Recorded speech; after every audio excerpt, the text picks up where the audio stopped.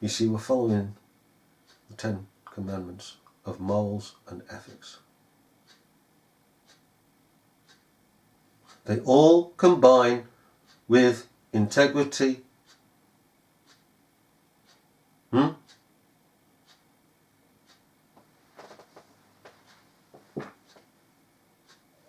All flows together. All flows together. Thou shalt not bear false witness. Thou shalt do no murder. And when we're talking about murder, again, as we think over the law of God as it is spiritual, and we are carnal, murder is in the real sense of murder, as in Cain and Abel. Not as in Israel going to war with the Philistines. Okay, that's not murder. When your country is being attacked, it is to serve the devil and his mates, not to defend your country. Not defending Parliament. That is from the pit of hell in the first place. Parliaments are only put in place in the institution of them by the wrath of God, the judgment of God. And Israel was told that. If you want a government like the rest of the governments, you can have it, but you'll have it by a curse, as the other governments were a curse. The curse of the fall. Adam wanted to be the government, the eternal government. No. To defend one's country is right and honourable before God, and to defend your family and to defend yourself from aggressors is honourable, right and just before God. Cromwell was right.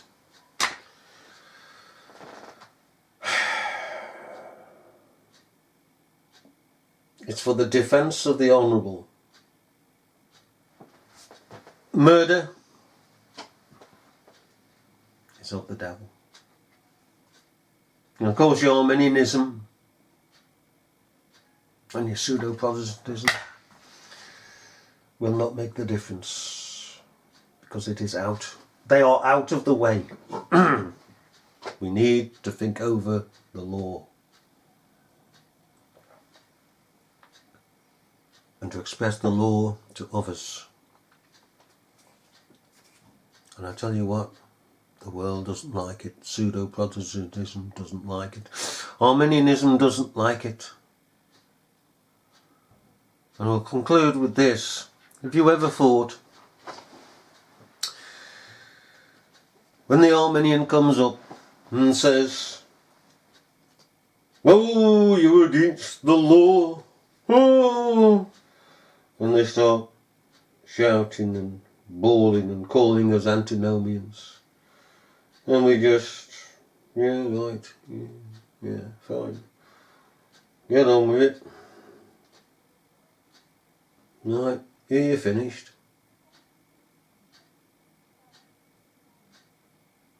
Right, now,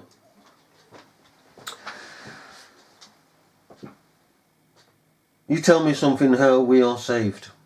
Well, we got commitments, we got a commitment in Christ. Yeah, right, fine. Okay. So you're against the law? Because Moses is the law. He's the representation of the law. He's the metaphor for the law. And it is by Moses, who is the schoolmaster, to bring us unto Christ for justification. So you've left out Moses, you've left out the law, therefore you're lawless, you're antinomian. I'm not, because I came by Moses to Christ for justification.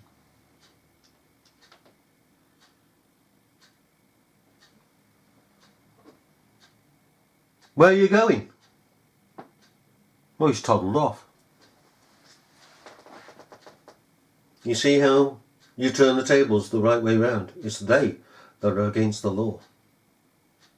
And the most serious of all, because they do away with conviction that comes by Moses.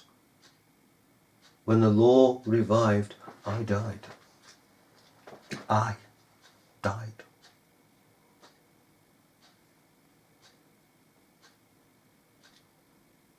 The Armenian doesn't want to know the law. You know, in this life, when people start this game of accusing us of something, it is they themselves that are doing it. It's just that we must understand, or again by questioning things,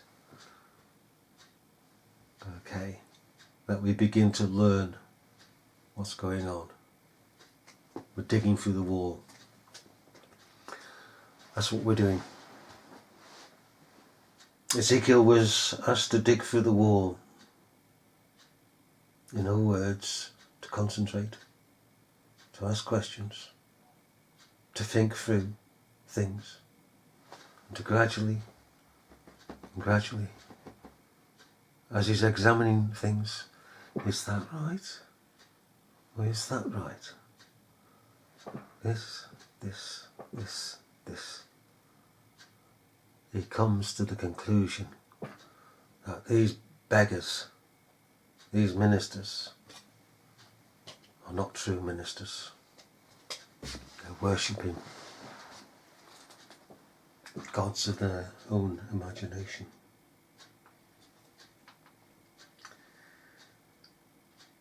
And may we just say here, we should not, or we should learn not. And once we've learned not, we're the better for it. Knee jerk. When the enemy comes up and goes on,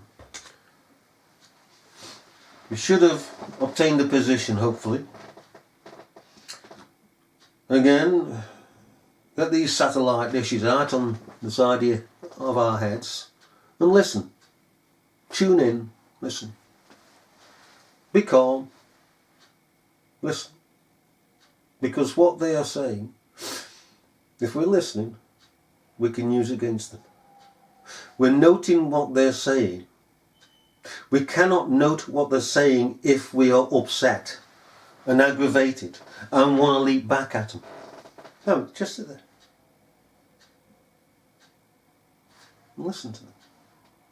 And they'll always say something, maybe from beginning to end, that we can use. Just turn. Well, you've said this. What have you got to do with that? They're off. Or they're going blazing. They're blazing at you. And then you walk off. Pearls before swine. Pearls before swine.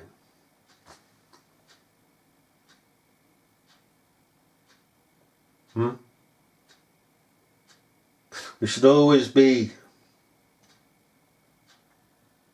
slow to act, swift to listen. Listen, listen and listen. Okay. And so it is that the simplest thing in life, in our life, is to learn to walk before God and to be perfect. And we'll continue to reiterate, to be perfect. Good manners, respect, decency,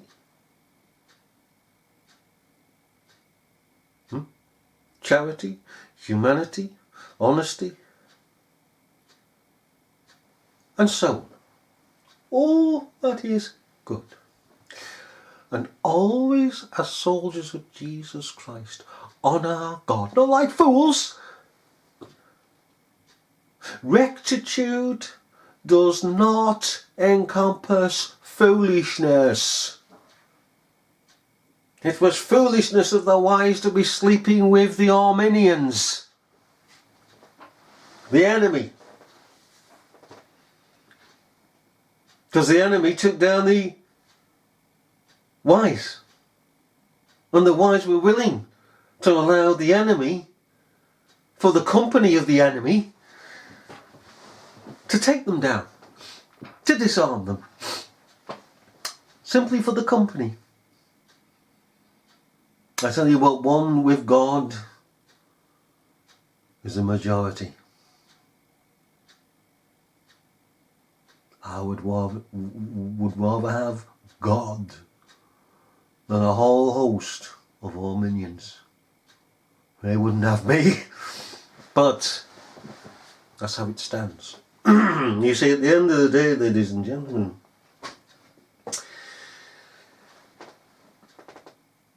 God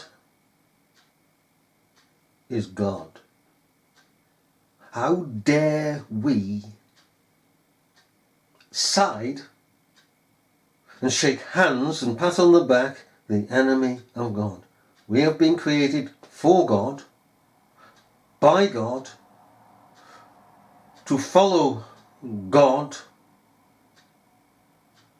to be the servants of God, not the servants of self, the servants of God.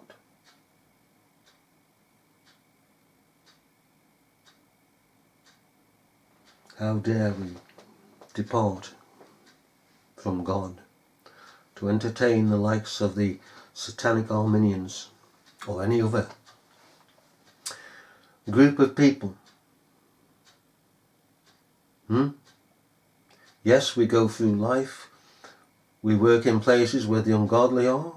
We go in shops where the ungodly are. We go into maybe meetings where the ungodly are. That's part of life. We're not monks and nuns. Even they've apostatized from their own setups. But we are not approving them as being friends of God, as pseudo-Protestantism does with the Arminians. There is a clear line between the world of the ungodly and us. A line set in the sand.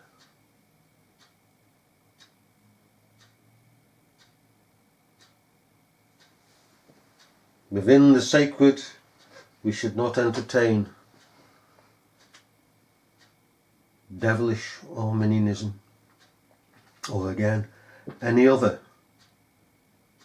devilish setup. Utterly devilish. We have we not? And I'll conclude with this. An all-pervasive neo-evangelical Arminianism.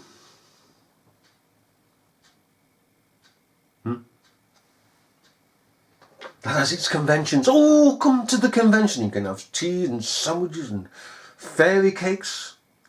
Here and listen to this fantastic speaker. We've got this man. They're breaking the law of God. Again, we come back to the beginning. Idolatry. Idolatry. And then the pseudo-Protestants say, no, not, it's not idolatry. I'm sitting now with my papers to you. Oh no, hang on a minute, my papers are saying this is not idolatry, this is honouring the Saint Augustus, Saint Andrew, Saint Cabbage, Saint Carrot, you know. Oh, what a wondrous web pseudo-Protestantism weaves when first its practices to deceive. Hey? There's deception on every hand, and it's a work within itself, isn't it, to understand and to know. But you know, ladies and gentlemen, this is the day that the Lord has given. This is the day. And there's enough evil in this day to occupy us for this day. And it is this day. And from the past, we'll learn, hopefully, And we hold on to in learning to see that what has passed is actually present as well. There's nothing new under the heaven, and there's nothing new under the sun. And we've also got these wicked people who say, let us do away with history. Hey? Have you ever come across that? Do you know, there was a woman once, and I was passing this radio, and there was a talk program on it. And a woman came on and said, oh, we should forget about history. Forget about history. Live for today. Oh, I thought, right, okay. This was a Radio Solent. Phone in. So I got on the phone. And I said to this woman, they kept her online, I said, yes, right, so you believe that we should do away with history and live for the present time? She said, oh yes, yes, yes. Right, so, have you got children? Oh yes. Do you celebrate birthdays?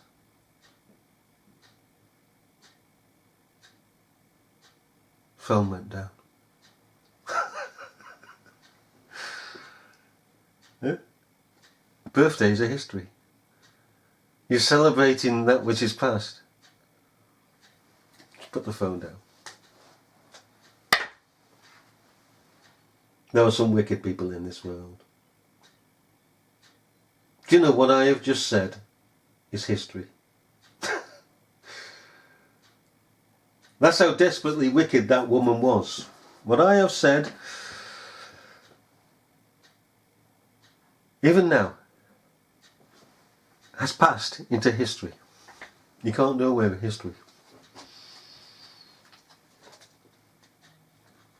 Those who believe that you should do away with history had better do away with birthdays and the rest of it. The festive season, you know, Christ and the Papist Mass. That's how we come to have Christ Mass, isn't it?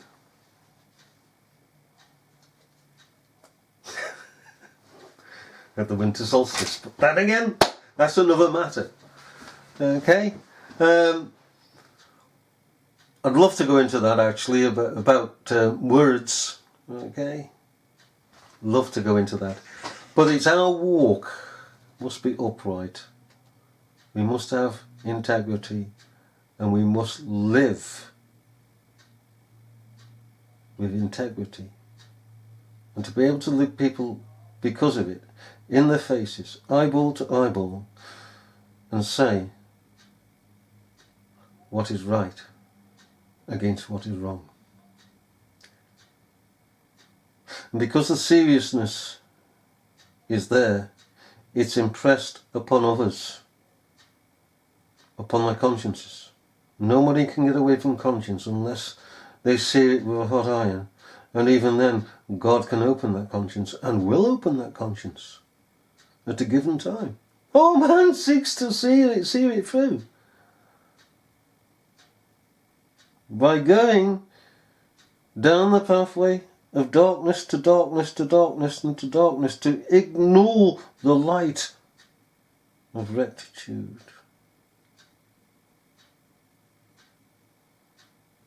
And so defy God. And God has the last say. He will open that conscience.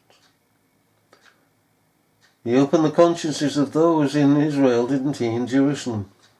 The city of Jerusalem, when the Roman forces came against it. And the people wished, and their understanding was opened by God, for the mountains to hide them, the rocks to cover them. Abject fear took hold, because they knew that in a moment their lives would probably be ended. Hide us from the aggressor. Let us walk uprightly, in truth and in honesty, for this day that we're living in.